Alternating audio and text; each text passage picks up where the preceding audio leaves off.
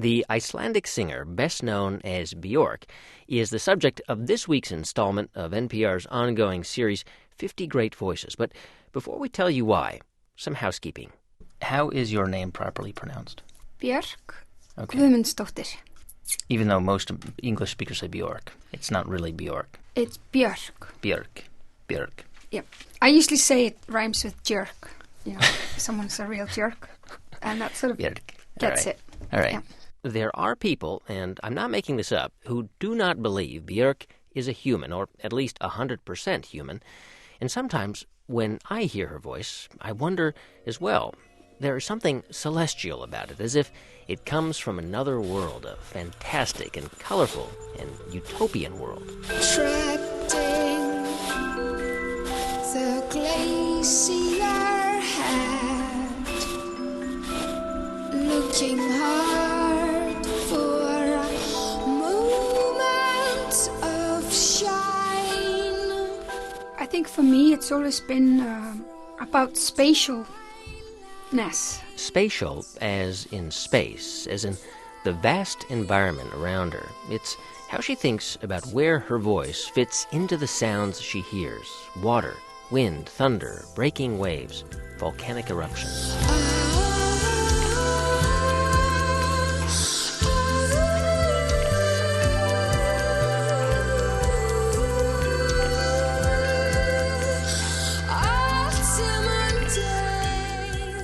Bjork's relationship to sound is abstract. It's powerful and visceral, but she can't quite explain it. It's a little like her music, challenging sometimes to hear, but there are always moments of beauty and transcendence in each song. I feel there's something called like northern or Arctic sound, which is more stark. It just means there are fewer things. Like in Iceland, you have the lava, you have almost no trees, almost no animals, and almost no people. So things are very stripped down. It's very naked. I cannot think of another voice like it in pop music, in classical music. It's instantly recognizable. I think you just hear one or two notes, and you know it's Bjork. That's Alex Ross. He's a music critic for The New Yorker. He mainly covers classical music, and he counts Bjork among the most gifted vocalists alive. This is somehow a voice that comes in from the north, that crosses vast spaces, that does have something ancient, something very old in the grain of it. Imagine you're sitting in a large wooden church in 17th century Iceland. It's winter and cold, and for a brief moment, clear sunlight peeks over the horizon. It wouldn't sound out of place if you heard this.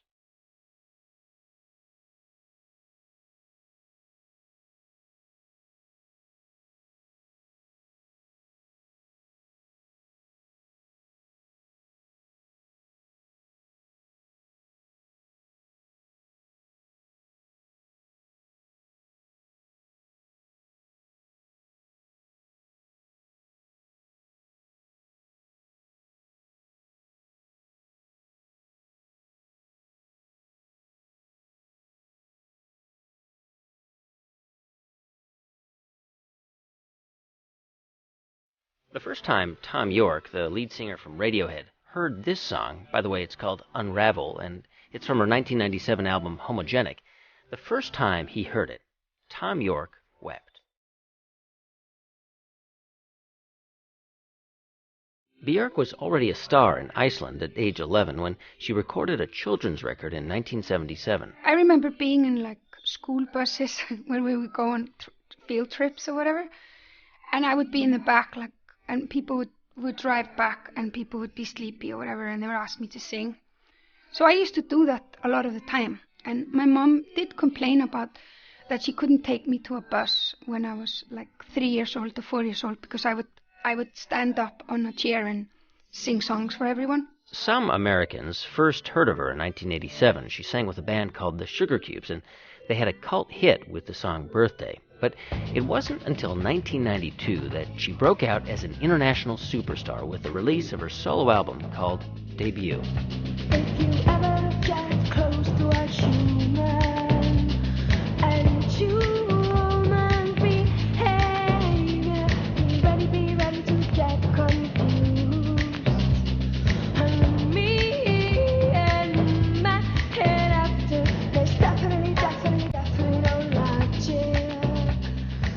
Bjork's voice instantly filled the clubs across Europe and the US.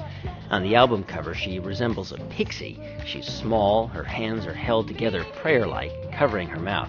She wears a fuzzy sweater, glittery rhinestones sparkle under her eyes.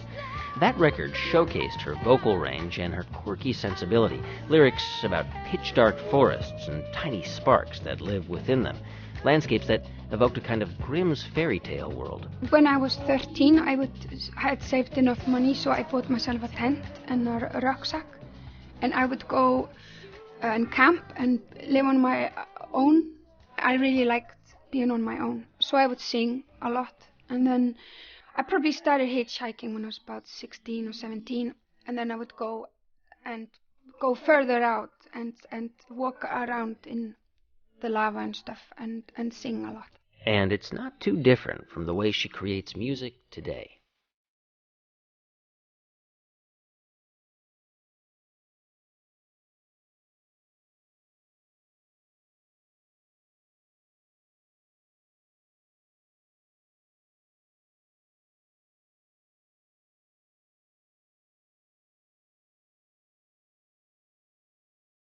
I sang a lot while I was walking in Iceland in nature.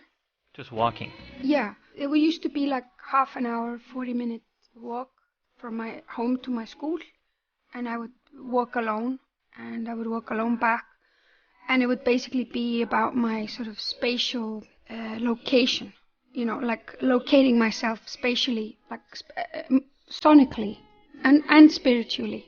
And that's why I've always had to kind of be either in nature when I write or by the ocean.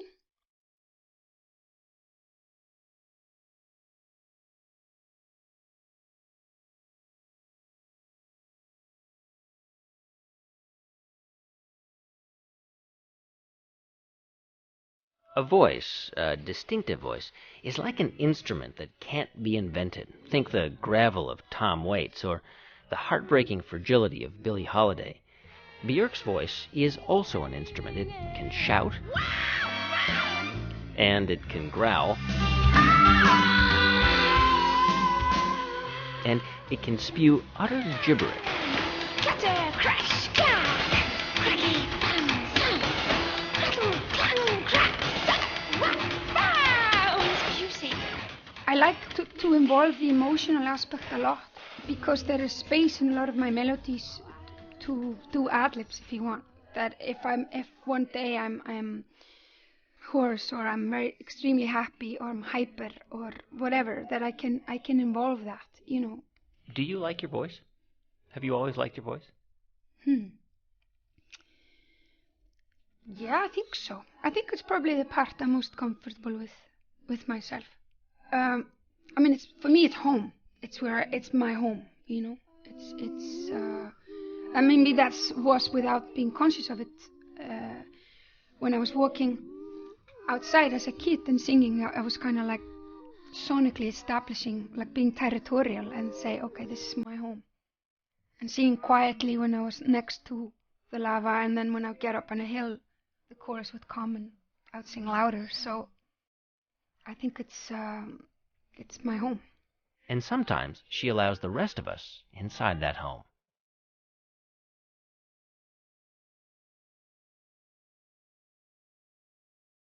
And you can hear more of our 50 great voices there at nprmusic.org.